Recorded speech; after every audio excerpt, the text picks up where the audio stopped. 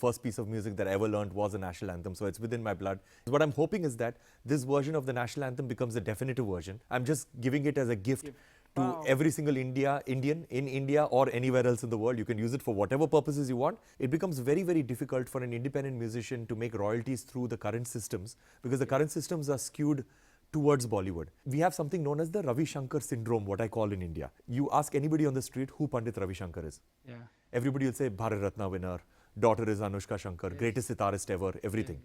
But you ask them to name one album of Pandit Ravi Shankar and he's released over 20 albums. Nobody can name an album.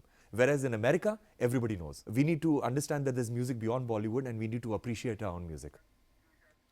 Ricky Cage, welcome to CNN News 18. Thank you so much for having me. Ricky, to celebrate our 76th Independence Day, you have recently recorded with Royal Philharmonic Orchestra in London. This was, of course, the performance of our national anthem that was conducted by you with the massive symphony. Please tell us more about your experience of recording it and when are you planning to release it? So first of all, the national anthem is my favorite melody in the whole world. In fact, even before I learned any nursery rhymes or lullabies while growing up, the first piece of music that I ever learned was a national anthem. So it's within my blood. It's something that brings me a lot of pride. So I've made various versions of the national anthem in the last 20 years of my career.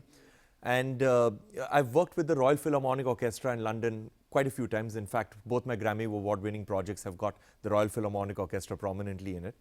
So I thought that why not conduct a 100-member orchestra, which is the biggest symphony orchestra to have ever recorded our Indian national anthem, and recorded with the Royal Philharmonic Orchestra with an Indian person conducting it.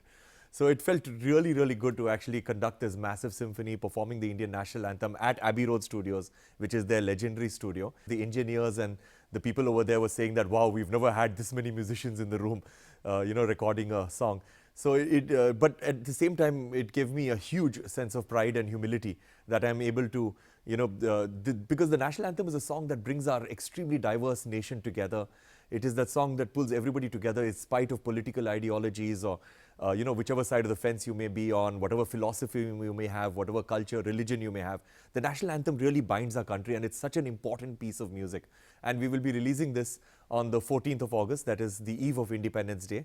At 5 p.m. So the official duration of our national anthem is 52 seconds. Correct. What is the duration that you have kept for this? Correct. We've stayed with the constitutional version of it. So our video is going to be 60 seconds, but the national anthem itself is 52 seconds.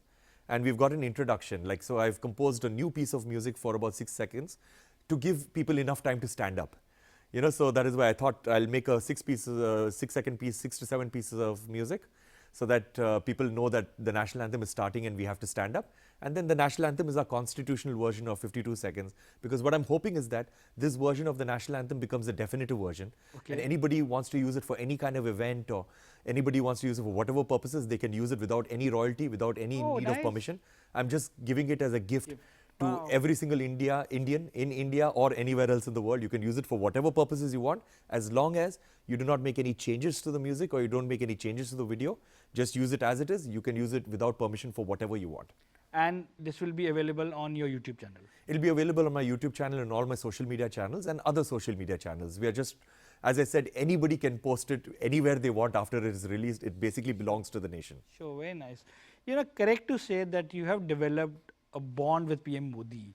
You met him recently in France and now you'll be performing in Delhi on August 12th for Mission Life. What can we expect from it? So Prime Minister Modi is actually quite responsible for my career trajectory. I'd met him when I'd won my first Grammy Award in 2015. And it was supposed to be just a 5-minute photo op meeting, but it ended up being an almost hour-long discussion. It was a beautiful meeting that we had. And he is the one who encouraged me to dedicate my life and my music to the sole purpose of environmental consciousness and positive social impact. So after I left his office, I decided very strongly that every piece of music that I make is going to be about about our country. It's going to be about environment, nature, and about positive social impact around those areas. So Prime Minister Modi has started this beautiful mission. It is known as the Life Mission, Lifestyles for Environment. It's all about doing away with our use and throw economy and instead adopting a lifestyle which is better for the environment and better for everyone around us, buying everything with a lot of deliberation and reusing everything that we buy, and not wasting stuff. So it's a beautiful, beautiful mission, and everybody talks about changing the world, but people rarely talk about changing themselves, and that's what this life mission is going to do.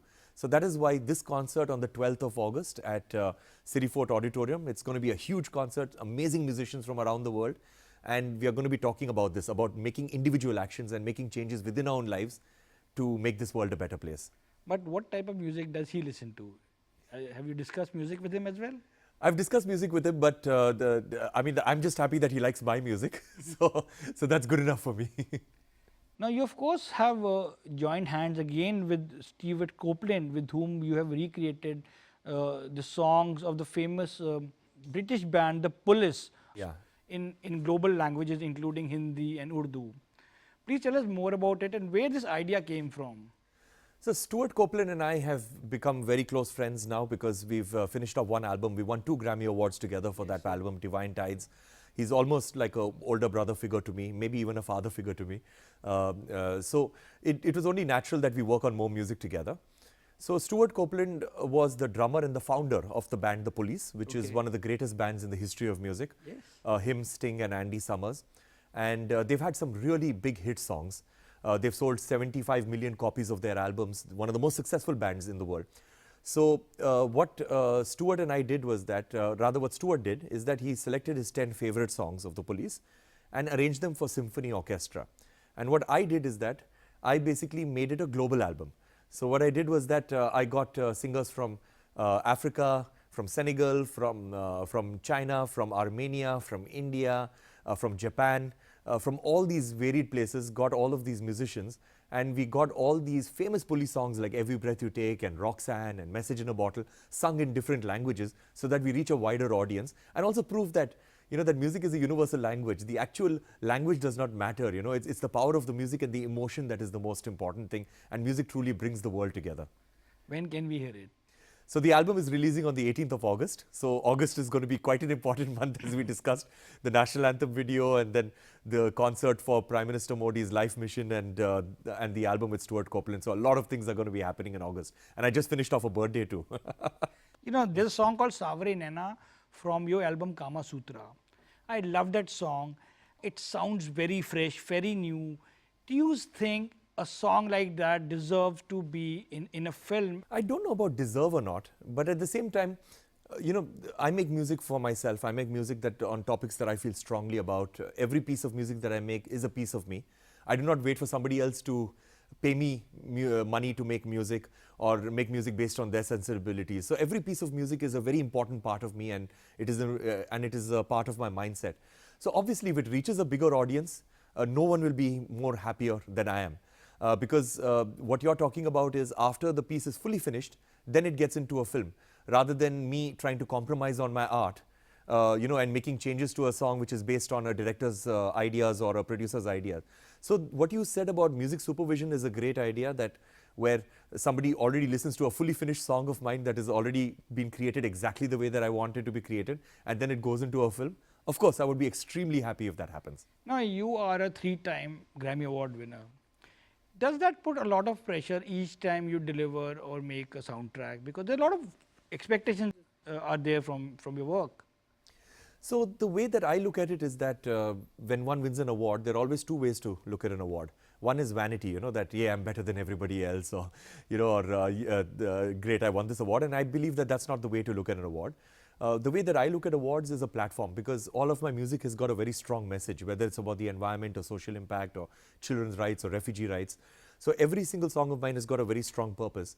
And for me, these awards are very important because they give me a platform to reach bigger and wider audiences so that I can spread my message and my music further and wider. So that's the way that I look at awards. I do not look at awards as being pressure to do better work and all of that stuff. I look at it as enabling me to do better work. Now, you have sort of a regular at Grammy Awards, and Recording Academy actually has recently added 3 new categories, including African music performance and Best Alternative Jazz and Best Pop Dance Recording. Do you see anytime in future Recording Academy looking towards India and maybe introducing a category dedicated to Indian music? Absolutely, and the Grammys are talking about it. I know about this as a fact. because Indian music is extremely diverse, because Indian music is an institution within itself.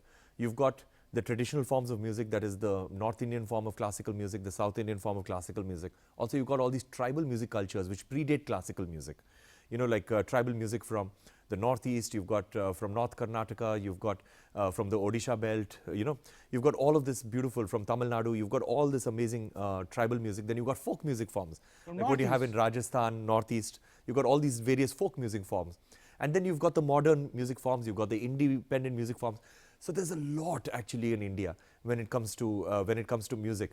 So you know, so I guess for the academy, it's always going to be difficult that how do we have one category for that? Are you they know? considering including? They're definitely considering it, because so African music, because Africa at the end of the day is not a country, it's a continent. Yes. So that is why they went for the African music category. I guess that is what my thoughts are, We are a because it's a subcontinent.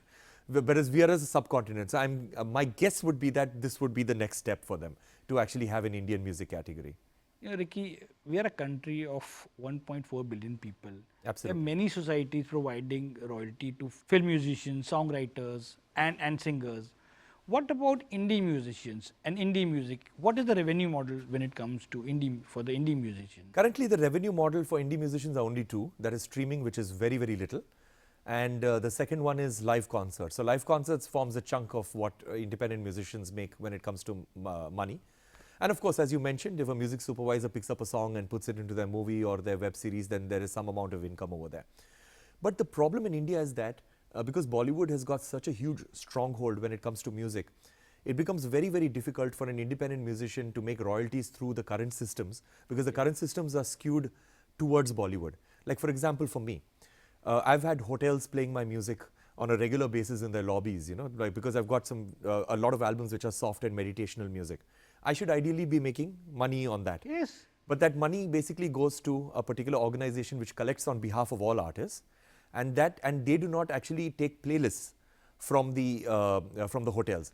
They just take a chunk of money from the hotels and from establishments that play music, and what they do is that they divide it to the major labels based on radio airplay and television airplay. Now my music does not get television airplay or radio airplay, so whatever money is supposed to come to me actually goes to the Bollywood songs which actually get radio airplay and television airplay. Aren't you part of those societies? I am a part of the societies, but the money never reaches me. Okay, okay. Because there is a talk going on where they now want royalty to be given to musicians for their songs that are being played at weddings. Yes, yes. Apart from funding, do you think India needs more venues and festivals supporting indie music? And do you think a support from government can help indie music grow in India Absolutely. I think what needs to and happen have a is better future? No. true, because I believe that musicians should be, should be allowed or should have an avenue to create music from the heart, rather than create music that a director or a producer asks them to make. Like for example, if you look at artists like Vincent van Gogh, for example, one of the greatest painter artists ever. If he was making a new painting, I cannot imagine him going to all the neighboring art galleries and seeing what is everybody doing, let me do something similar. He would dig deep into his own soul and make a painting which is based on his own philosophy and his own beliefs. At the same time, if I wanted to know what kind of a person Vincent van Gogh was, I'm not going to read a book about him. I'm going to look at his art and I'm going to judge based on his art. But the problem is that in India, every single song that a musician makes, most songs that musicians make are either an item song or a love song, because that is what goes into films. There are so many things that we can celebrate in India. There are so many topics we can write music about. There are so many avenues that we can focus on when it comes to India. Why aren't people writing music about this? The only reason why people are not writing music about this is that the way that we've built our systems around us when it comes to music is that when somebody wants to become a musician, immediately, automatically, the aspiration is that I need to get into the film industry. And so that is where the problem lies. And if I tell somebody on the street that I'm a composer, the first question they'll ask me is that, which film have you composed music for? So that needs to change, That's and true, the only yeah. way that is going to change is if the government gets involved. The government really needs to get involved. They need to fund venues, they need to fund festivals, and they need to encourage a new generation of musicians who are creating music from the heart. So then, when you travel abroad, do people come to you and show more interest in your music, or is it still they think that Bollywood music is the only one that comes out of India? So I believe that Bollywood music is popular all over the world. If a Bollywood musician, a singer or a composer goes to a foreign country and performs in, let's say, New York or New Jersey or San Jose or Moscow or wherever, they get a full audience. They are able to fill up a stadium. But at the same time, every single person in that stadium is somebody from the Indian diaspora. So Bollywood music, even though it's popular all over the world, it's popular only among the Indian diaspora, and it hasn't broken cultural barriers. But when I was 19 years old, I remember I'd gone to San Francisco and I watched a concert of Pandit Ravi Shankar. Yes. And when I'd watched the concert of Pandit Ravi Shankar, the people inside the auditorium, what shocked me was that was very representative of the demographic of the city. Wow. About 70% of the people inside the audience were people from America, you know, like white people, black people, and the rest were an Asian population and Latin American population. So I was quite shocked that this gentleman has broken cultural barriers and he's not playing Western music. Wow. He's playing pure, absolutely pure Indian music, and he's playing a sitar. Yeah. So this whole idea that And we have, representing his roots. and representing his roots, exactly. This whole idea that we have is that, you know, to get Western recognition, we need to sing in English, we need to sing hip hop music, we need to do all of that. That's all nonsense, because this gentleman, and then of course there is Ustad Zakir Hussain, there is Ustad Fazal Qureshi, Anushka Shankar, Ustad Ali Akbar Khan, Hariprasad Chaurasia, you have Pandit Vishwamohan Bhatt, all of these people. If you go to any of their concerts in America, they get a very, very wide audience. Yes. And that's what encouraged me also to take that route, that, you know, I want to break cultural barriers. And at the same time, if you look at India, because of India, there's such a strong hold of Bollywood. We have something known as the Ravi Shankar syndrome, what I call in India. Okay. And I'll tell you what that is. You ask anybody on the street who Pandit Ravi Shankar is. Yeah. Everybody will say Bharat Ratna winner, daughter is Anushka Shankar, greatest sitarist ever, everything. Yeah.